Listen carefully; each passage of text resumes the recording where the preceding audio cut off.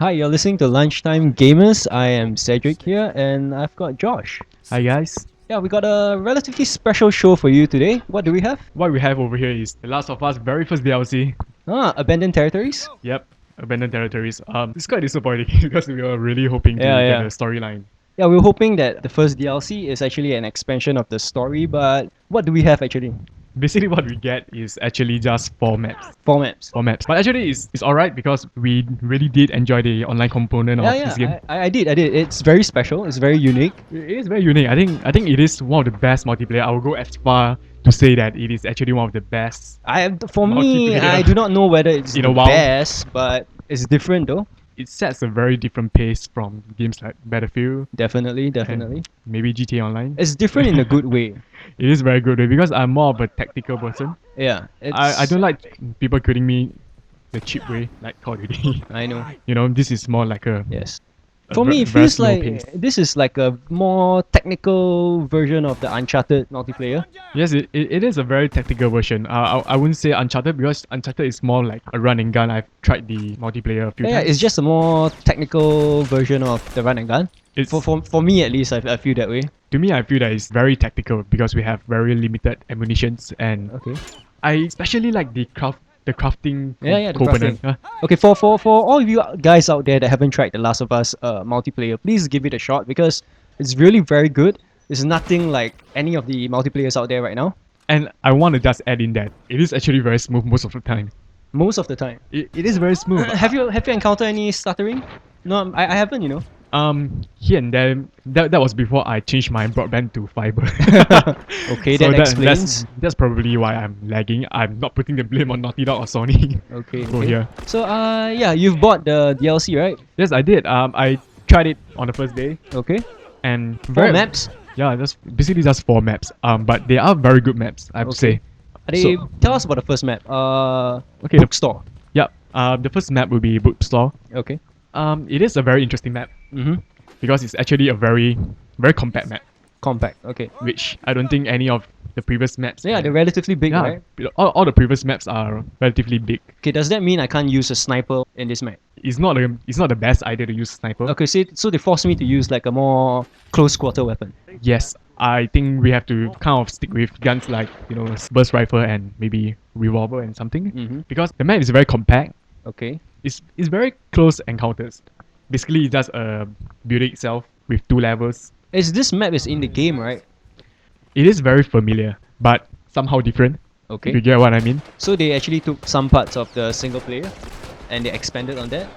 It is way bigger if I remember correctly in the Mhm. storyline itself. I think that they squash it down to a smaller version of it. A more compact version. It is very obvious that they made a lot of changes to it, although the environment is somehow familiar, if you know what I mean. Yeah, I do. So is there a lot of choke points in this map? Since it's small? Yes, it did. You perhaps encounter the enemy in say 10 to 15 seconds. It adds a lot of tension to it, which is a nice pace to Okay. the variety of other maps. Interesting. So I think we should move on to the next map, which is Bus Depot. Okay. Bus Depot is actually quite a sizable map. Oh, unlike the bookstore, it's a bigger Unlike map. the bookstore. The bookstore is the smallest map. So I can use a sniper here. You can use the sniper Okay, definitely in okay. the Bus Depot. The Bus Depot is not the biggest map, but it's quite sizable, I think. Okay. There are a lot of engagement points all over, both Mm. indoors and outdoors. Unlike the bookstore where most of the encounters you only face in the building itself. Okay. Are there a lot of players on the new maps already? I don't have a problem finding a game Okay. so far. Yeah, because I know usually some new maps you have a Mhm. lot of trouble finding the right people to play with because they haven't bought the DLC yet. Yeah, especially on the Battlefield. Yeah, I know. You can usually find them in the how do you say quick matches, Mm-hmm. but you can't really find them in server. Yeah.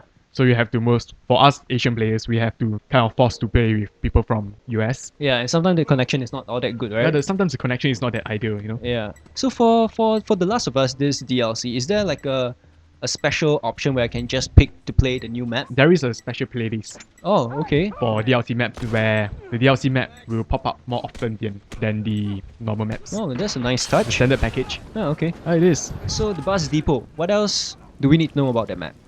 I think from the storyline point of view, to give you guys a rough idea of how it looks like, it's more like the part where you see the giraffes.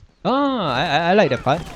But are there any giraffes in the map? No, there is though a poster of giraffes. Oh, okay, okay. Okay, that's some consolation to. It's better than nothing, right? Yeah, I know. The third map we are moving on to is Hometown. Hometown. Hometown is actually the only night map in Oh, okay. abandoned territories. That's quite interesting night map. Does that play a part gameplay wise? Or it's just a visual thing? Personally, I enjoy day maps a lot more than night matches. Okay. But it is good to have some sort of variety in Yeah. different time of the day. That's true. So with this Hometown and the other map in the standard package, Okay. it will be like only two night maps. You know, there's another night map in The Last of Us, Yeah, I know. which nobody really likes to play. You know Yeah. that map that you almost never get to play it.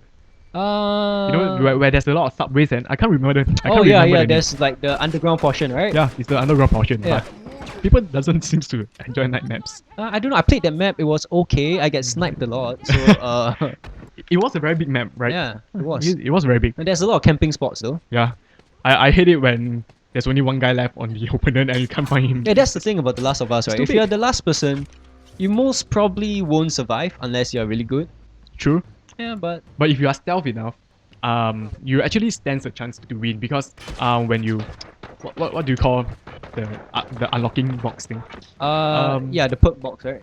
When you go and The lunch box. the lunch box. Yeah, the lunch box.